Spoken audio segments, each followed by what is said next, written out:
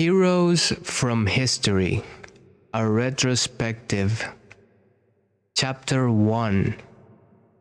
In addition to being the strongest man who ever lived, Stanier Ironhewer was unsurpassed in his skill as a blacksmith.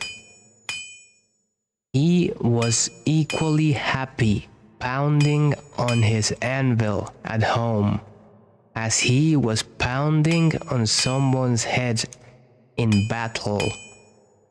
It was said that his only fear was the end of the village smithy as the focus of manufacture in favor of more centralized units. As if. Chapter 2. Born a humble peasant to one of the nomadic tribes from the East Lands, Blood Moneth Skullcleaver gathered an army of horsemen and swept over half the civilized world. When he finally died, attempting a single-handed attack on a garrison in the north, while armed only with the spike on his helmet, he was the richest and most powerful peasant of his day. Chapter 3. Karl Storngard spent most of his formative years under siege at his family castle. With his impregnable magic shield, Storngard's motto was, "The best form of attack is defense." Sadly, his shield couldn't protect him against poor eating habits, and he died during a post-battle feast while swallowing a large sausage he had failed to chew. Chapter 4. Truly the hero's hero, Woden the Mighty, was fearless, single-minded, and uncompromising. Unbeaten in combat, he inspired raw fear in friends and enemies alike, not to mention in close family members and pets. Chapter 5. Trained from birth in all forms of combat, Imanzi Shongama was the warrior queen of a tribe of Amazons. The bold and beautiful Shongama banished all males from her territory except the handful she kept on to mow the lawns of her people. Chapter 6.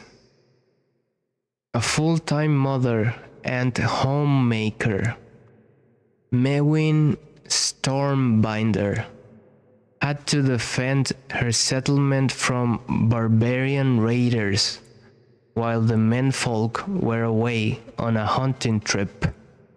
She fought off repeated attacks armed only with a pitchfork and a rolling pin, and with one arm holding her baby.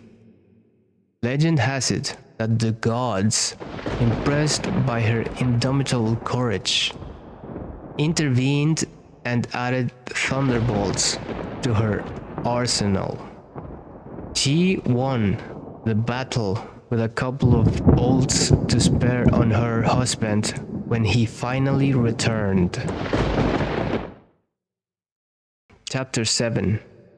Dirk Steadfast was a fearsome opponent thanks to his magic sword and a firmly held belief that only women defend themselves. Real men are always on the attack. He was a friend and contemporary of Karl Stongard, and was with him even to the end.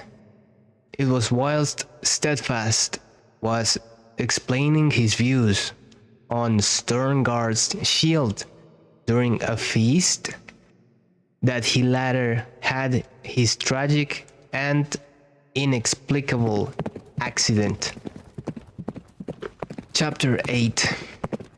Descended from the finest centaur bloodstock, Ravenhooves the Archer was the last prince of his people, a proud and haughty aristocrat. He was an accomplished hunter, sportsman, duelist, playboy, raconteur, and 3 times Derby winner. Chapter 9. Captain of the militia in the time of King Peregrine, Sir Daniel Fortescue found fame when he killed the renegade wizard Zarok, a career soldier raised in the royal household. He was adored by the men under his command and renowned for his loyalty to Gallowmere. It was said that Fortescue was always destined for greatness, with his square jaw, steely gaze, and thick shock of hair, as black as ravens' wings. He looked every inch the hero.